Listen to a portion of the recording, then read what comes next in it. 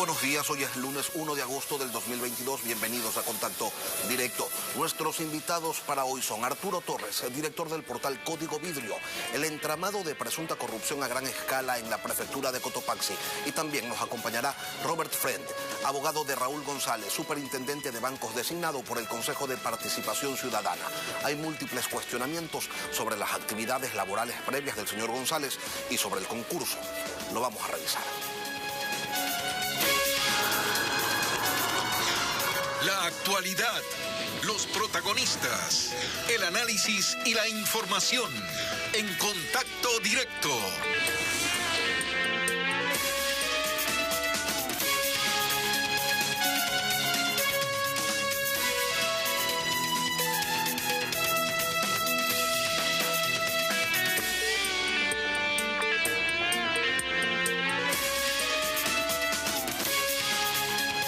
El operativo Depuración 1 que realizó la Fiscalía y varias unidades policiales en 4 cantones de la provincia de Cotopaxi dejó como resultado 8 personas detenidas, entre ellas el prefecto de esa provincia, Jorge Guamán. A él y a Margot Tuaquiza les dieron medidas alternativas a la prisión preventiva. Deben usar un grillete electrónico y presentarse periódicamente ante autoridad competente. Pero ¿de qué trata esta investigación? Lo vamos a revisar con el periodista de investigación, Arturo Torres, director del portal Código Vidrio. Arturo, buenos días, bienvenido a Contacto Directo. Gracias, Lenin. Muy buenos días. De lo que se ha conocido, pues el contenido de la indagación es reservado. La investigación viene desde hace tiempo. ¿Desde cuándo exactamente? Desde hace por lo menos 1 año y medio empezó esta investigación, una vez que empezaron a aparecer indicios de posibles negociados en la prefectura de Cotopaxi. ¿Y cómo habrían operado, Arturo? ¿Cuál era el mecanismo? Bueno, según todas las evidencias y los indicios que ha recopilado la Fiscalía con la cooperación de la policía, básicamente hablamos de una estructura que operaba desde la prefectura para asignar contratos a contratistas específicos y a cambio recibían pagos. Para esto, la organización, según la Fiscalía ha anunciado en la audiencia que se celebró el viernes pasado, básicamente la cabeza de esta organización era el prefecto, porque él conocía de todas las contrataciones a través de sus subalternos que nombró específicamente para que puedan realizar este tipo de operaciones que serían fraudulentas, ilícitas, y que además involucran otro tipo de actividades delictivas. Ahora, tú nos señalas que la investigación inició hace 1 año y medio, pero Jorge Guamán es prefecto desde el 2014. ¿Los hechos que se investigan corresponden a cuándo? Bueno, los hechos que se investigan precisamente corresponden al momento en que él asume la primera prefectura, porque durante la investigación se empiezan a recopilar testimonios, documentos que llevan a ese periodo, ¿no es cierto?, desde cuando se empieza a organizar, según la Fiscalía, toda esta estructura que básicamente servía para beneficiar a empleados públicos y también a contratistas privados, que son más o menos 4, que son los que han sido vinculados en este proceso. Entonces, empieza el 2014 y en adelante inician las indagaciones, lo cual no implica que los primeros elementos que empiezan a tener y denuncias empiezan a aparecer hace más o menos 1 año y medio. Queda claro. Todo funcionario público, Arturo, que es señalado por situaciones similares, siempre expone como escudo el portal de compras públicas. Y dicen que se hizo un concurso, que hubo más de un proponente, que ganó la mejor oferta, que el CERCOP no objetó. Que todo ha sido transparente, por ende, ahora con toda seguridad no será distinto. Bueno, lo que pasa es que aquí, Lenin, la diferencia está en que hay demasiados elementos de lo que yo he podido revisar, porque esto ya se expuso en la audiencia. Entonces hay testimonios de funcionarios de la misma prefectura que hablan del esquema, de cómo, por ejemplo, se direccionaba, además se manejaba esto de asignar cargos específicos para tareas concretas, más allá del manual de contratación. Hay además contactos con personas de otras entidades públicas, de jueces, ¿no es cierto?, para tratar de cubrir estas actividades, y una vez que se sienten investigados, también se ponen de acuerdo para evitar y ocultar ciertas pruebas, según ha mencionado la Fiscalía. Entonces, ya la coartada de que todo pasó por el portal de compras públicas no alcanza, porque además tenemos progresivos en estos casos, es decir, escuchas de las personas de cómo se ponían de acuerdo para realizar estas negociaciones. Hay la información de la UAFE, ¿no es cierto?, donde se ve el incremento patrimonial de todos los implicados, las propiedades que tienen, que rebasan de largo lo que realmente deberían percibir como sus remuneraciones como servidores públicos. Ahora, Arturo, la trama sería bastante compleja porque se afirma que incluso se llegó a constituir una cooperativa de ahorro y crédito para lavar el dinero que se obtenía a través de estas coimas. Sí, bueno, por eso es que se presume que hay la configuración o concatenación de varios delitos. Incluso hay declaraciones, hay testimonios de cómo se les pedía el 10% del sueldo, del salario a los empleados, que eso iba direccionado según los pedidos del brazo derecho del prefecto, ¿no es cierto?, que es Pablo Velázquez, que él es un poco el operador de todo esto, que siempre estaba en comunicación con el prefecto para, por ejemplo, cobrar estos diezmos a los empleados de la prefectura, según constan testimonios que están adjuntados a la investigación. Entonces, tenemos diezmos, también el tema de asociación ilícita, el hecho del testaferrismo, que también está siendo investigado porque varios de los bienes están a nombre de los funcionarios públicos y en algunos casos de sus familiares, para evitar precisamente que las autoridades de control puedan detectar directamente a los posibles implicados. Te voy a pedir una precisión sobre el tema de diezmos, pero antes quiero cerrar el tema de las coimas a cambio de contratos. ¿Se tiene una idea de a cuánto ascendería el monto de lo que se pagó para obtener determinadas horas?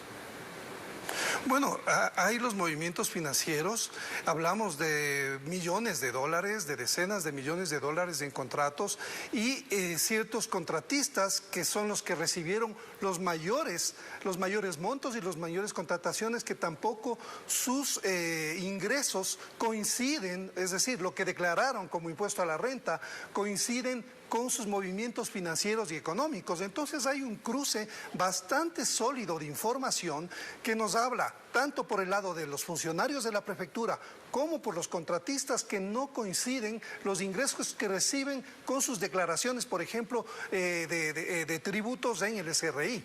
Esta investigación, Arturo, ¿cómo nace? ¿Por denuncias de los contratistas? ¿Por denuncias de aquellas personas a quienes se les requería diezmos? ¿Por qué? Sí, nace por un informe a partir de denuncias de personas que se sienten perjudicadas, ¿no es cierto?, por este tipo de actividades, exfuncionarios de la misma prefectura, porque no olvidemos que se escogían funcionarios más o menos a dedo, ¿no? Había un manual para contratar funcionarios, pero que no se cumplía, y cuando los funcionarios que estaban a cargo de esa tarea denunciaban el tema, eran separados del cargo, y además en ciertos casos también se les daba disposiciones para que establezcan un cobro de porcentaje a los contratistas. ¿Y cómo es esto, Arturo, del presunto cobro de diezmos a los trabajadores de la prefectura que supuestamente se destinaban al movimiento indígena de Cotopaxi y a la CONAIE, así se ha señalado en el proceso, pero en el camino eran desviados? Sí, de lo que yo pude conocer sobre este caso, hay versiones en las cuales se señala que se les pedía diezmos, y la justificación era básicamente que eran destinados al movimiento indígena de Cotopaxi, también a la CONAIE, pero además para crear una especie de equipo, un equipo, ¿no es cierto? No sabemos si era un equipo de fútbol, qué tipo de equipo era, pero este equipo nunca se concretó al final, y los funcionarios de alguna forma eran coercionados. Hay dos testimonios que constan en toda esta abundante prueba y serie de indicios que recabó la Fiscalía al respecto. Ahora, se ha hecho referencia en los últimos días, y tú también en esta entrevista, a los supuestos incrementos patrimoniales de los funcionarios públicos de la prefectura de Cotopaxi que están investigados en este caso. ¿Esa referencia, ese incremento no justificado de patrimonios aplica también para el prefecto Guamán? En este caso, lo que se ha podido establecer es que él tiene una serie de propiedades, ¿no es cierto?, que están siendo investigadas también por la UAFE, porque no olvidemos que en esta primera etapa lo que se recopilan son indicios que le hacen creer a la Fiscalía que hay una serie de delitos y específicamente asociación ilícita.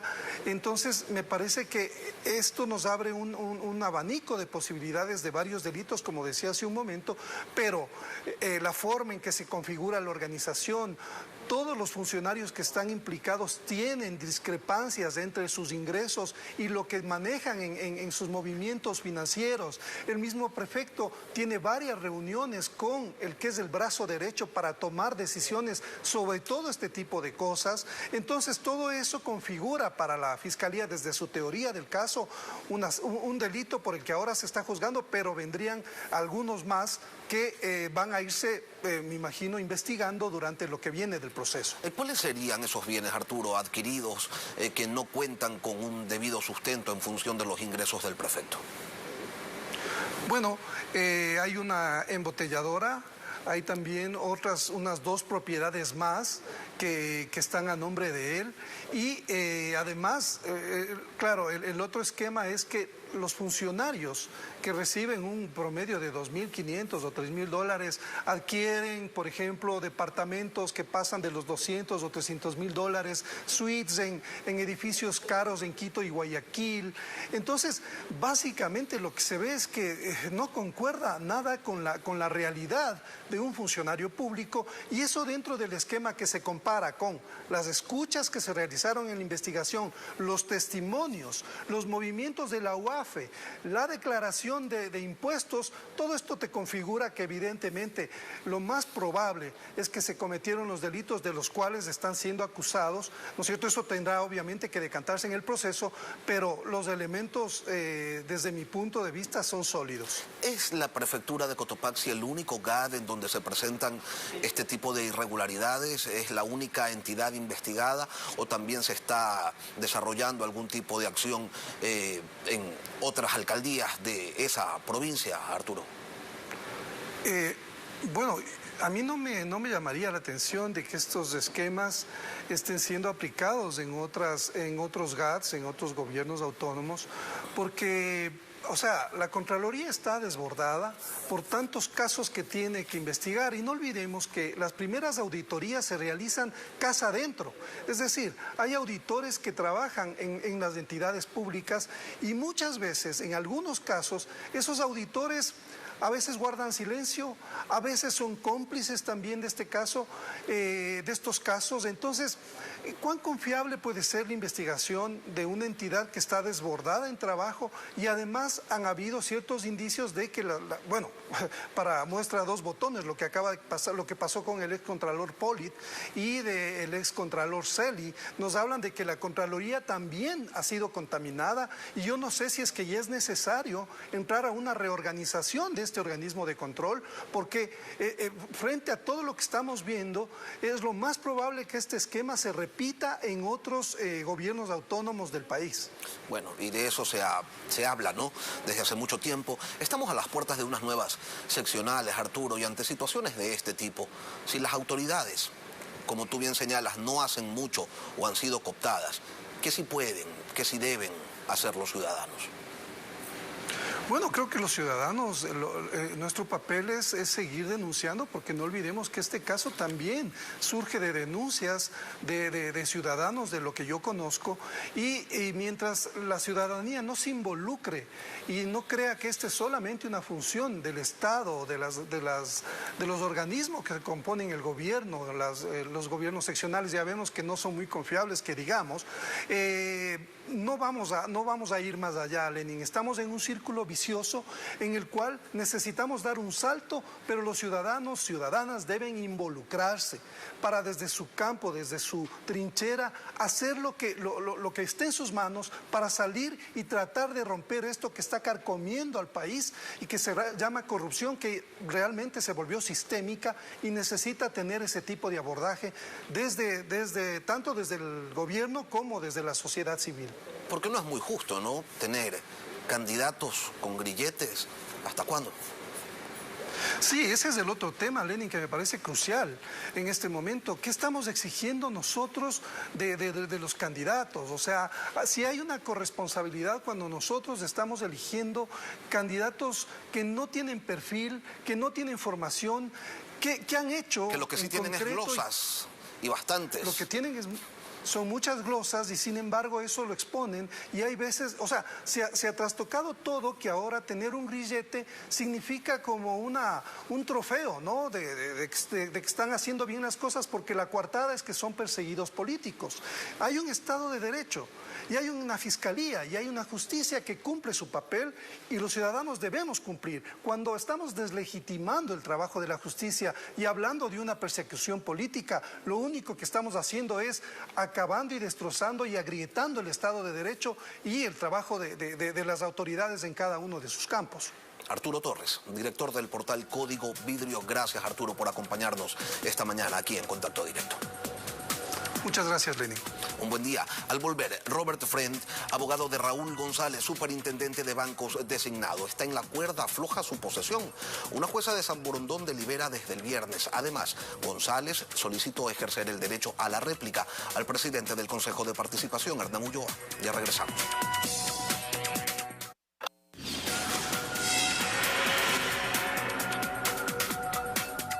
Es incierto a esta hora el futuro de Raúl González, quien fuera designado superintendente de bancos por el Consejo de Participación Ciudadana y Control Social.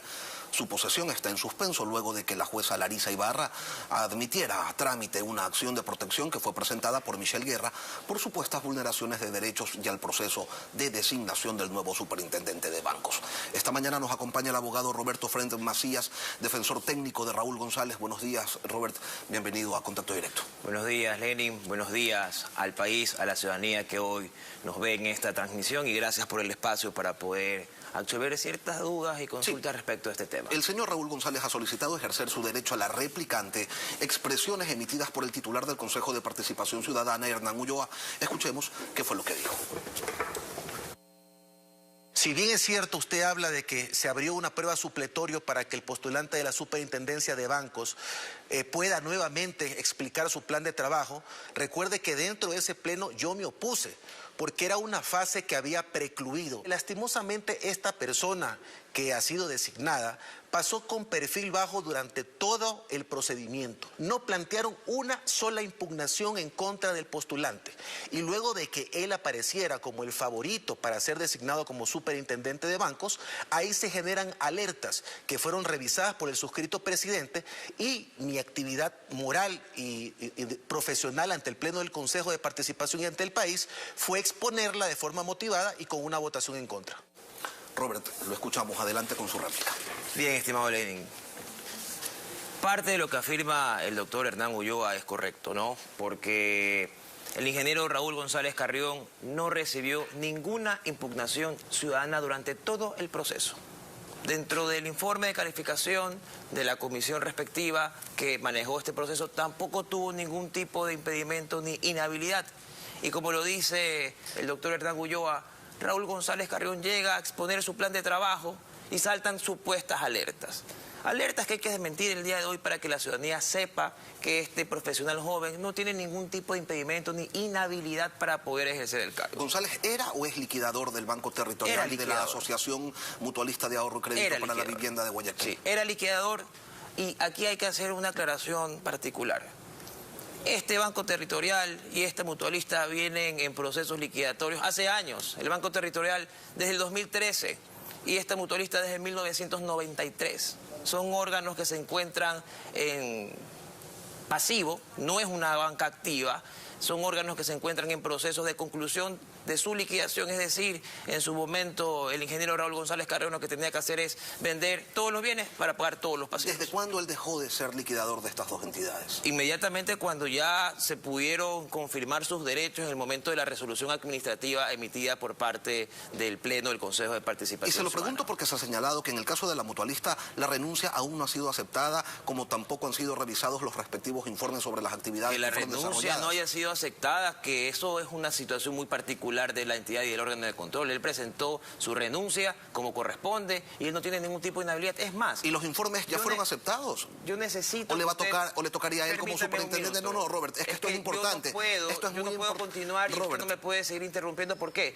Yo no tengo la razón en este caso. no, Es yo que no lo estoy aquí interrumpiendo, Robert. hay por que favor, demostrar la simplemente ciudadanía una necesita documentación. tener en claro Por esa misma si es que el razón señor le estoy mostrando Robert a la González ciudadanía ya emitió o no los una informes ya fueron materialización. calificados. Esta materialización, Lenin, escúcheme por favor. Esta materialización es de la página del Ministerio de Trabajo.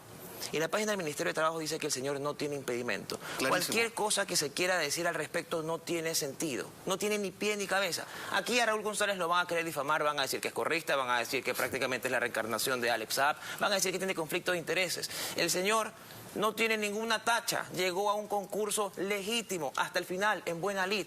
Lamentablemente hay algún sector que quiere trasladarle su responsabilidad a no verificar correctamente una terna. ¿Cómo puede ser posible, Lenin, que de los 3 candidatos, 2 se hayan caído? Una porque no cumplía la experiencia y la otra porque no tenía el título profesional.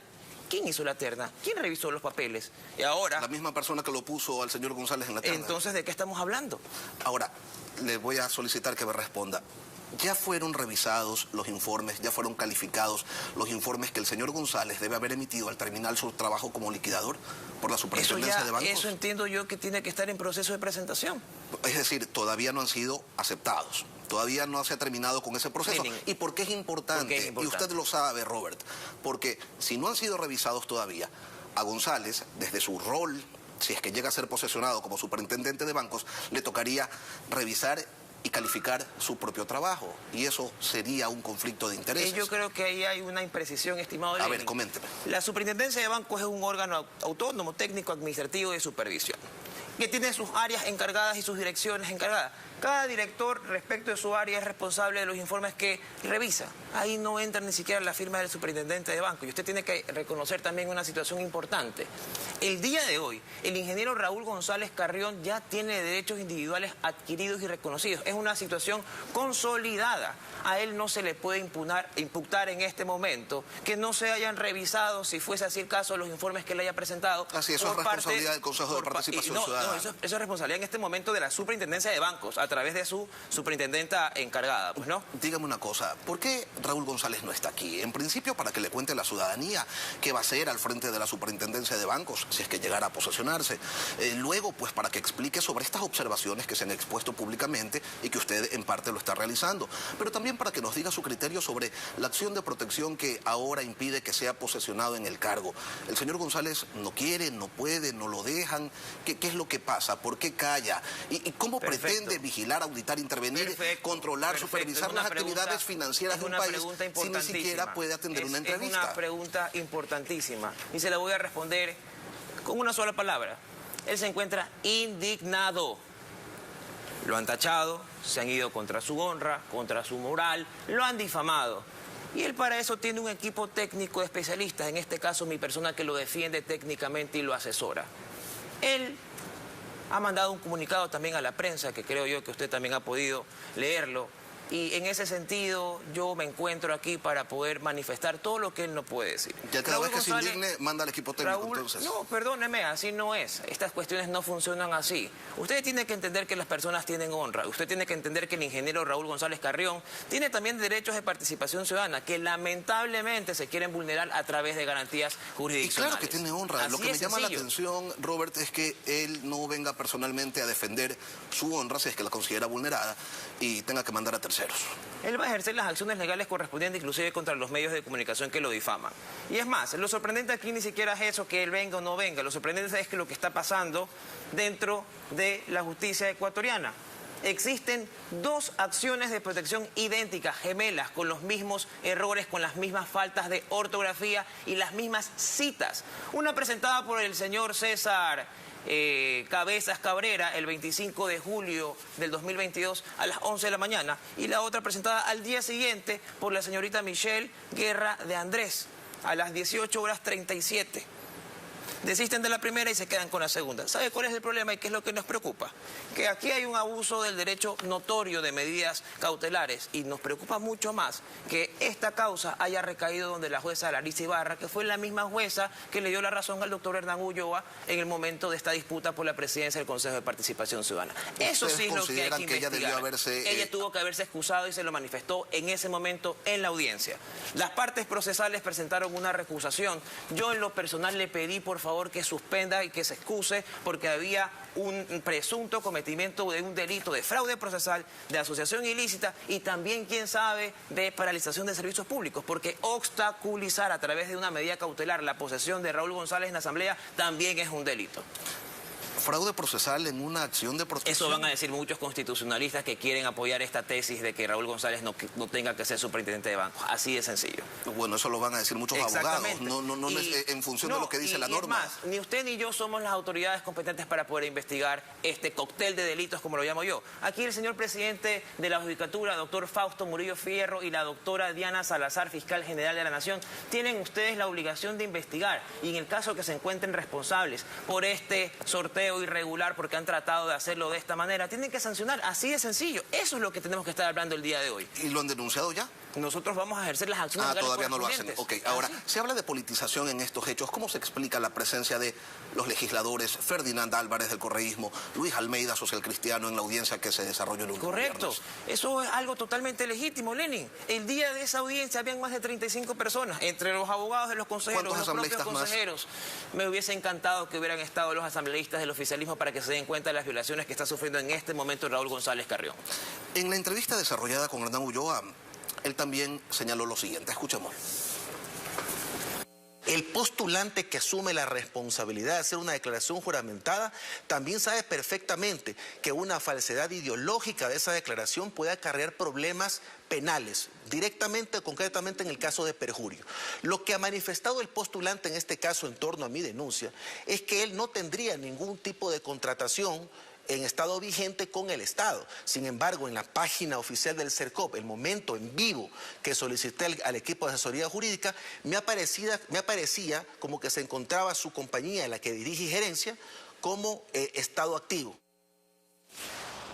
El señor González es gerente y representante legal de RGPA Cioli & Company S.A., que mantiene un contrato con Acerías Nacionales del Ecuador, empresa estatal, lo cual está prohibido pues por ley para todo funcionario público. Gracias por la pregunta, Lenin. Es importante en ese mismo sentido aclararle a la ciudadanía que estas afirmaciones que se han dado son incorrectas. El mismo día que el doctor Hernán Ulloa en la sesión del Pleno manifestó sobre esta alerta, nosotros cumplimos con el deber también de materializar la información que consta en la página del Servicio de Contratación Pública. Ese contrato al que hacía referencia el doctor Hernán Ulloa está finalizado, Lenin. ¿Cuándo finalizado? finalizó? 2017. Ok. Hace mucho tiempo atrás. Entonces, ¿Es un problema del sistema? No, no es un problema del sistema, es un problema probablemente de los asesores del abogado Hernán Ulloa que le dieron una información incorrecta. ¿Cómo puede ser posible que usted afirme algo en una sesión del Pleno del Consejo de Participación Ciudadana y Control Social respecto de una captura de una red social? Está pendiente la resolución de la jueza sobre la acción de protección presentada. Ahora, ¿podría la jueza incluso resolver, dejar sin efecto la designación del señor González, tumbar el proceso en absoluto? ¿Ustedes qué van a hacer al respecto? La jueza puede hacer lo que le dé la gana. La jueza, dentro del ámbito de sus funciones constitucionales, puede inclusive traer el sol y las estrellas. Nosotros vamos a iniciar las acciones legales correspondientes y hay que entender algo, que nosotros tenemos un recurso de apelación que podemos proponer y que esto se va a seguir ventilando en la justicia. Así de sencillo. Este tema no... La razón no pide fuerza, Lenin. No hay ningún tipo de vulneración dentro del proceso de designación de participación ciudadana y la ciudadanía tiene que entender que el candidato Raúl González Carrión es un joven apolítico que llegó hasta la estancia final a exponer su plan de trabajo. Lo único que él necesita es trabajar, quiere demostrar que tiene la capacidad y solvencia para poder ejercer el cargo. Robert, pero ustedes tienen claro que mientras no se resuelva esta situación legal, él no va a poder ser posesionado. Eso es correcto y eso tiene que dirimirse en las instancias correspondientes. ¿Y esperan ustedes con todas las dudas que tienen sobre la jueza de San Borondón, sobre la jueza Larissa, ¿creen ustedes que podrían obtener algún fallo positivo o saben ya lo que se viene? De todo puede pasar en este país. Lamentablemente usted sabe que la Administración de Justicia ha tratado de solucionar en el ámbito de lo jurídico cuestiones que no se pueden solucionar en el ámbito de lo político. Así que hay que esperar a ver qué resuelve la señora jueza. Robert Friend, abogado y defensor técnico de Raúl González, superintendente de bancos designado. Gracias, Robert, por estar aquí en Contacto Directo. Gracias a ustedes. Aquí terminamos con las entrevistas. Las noticias continúan en Televistazo, en La Comunidad. Que tengan todos un buen día. Hasta mañana.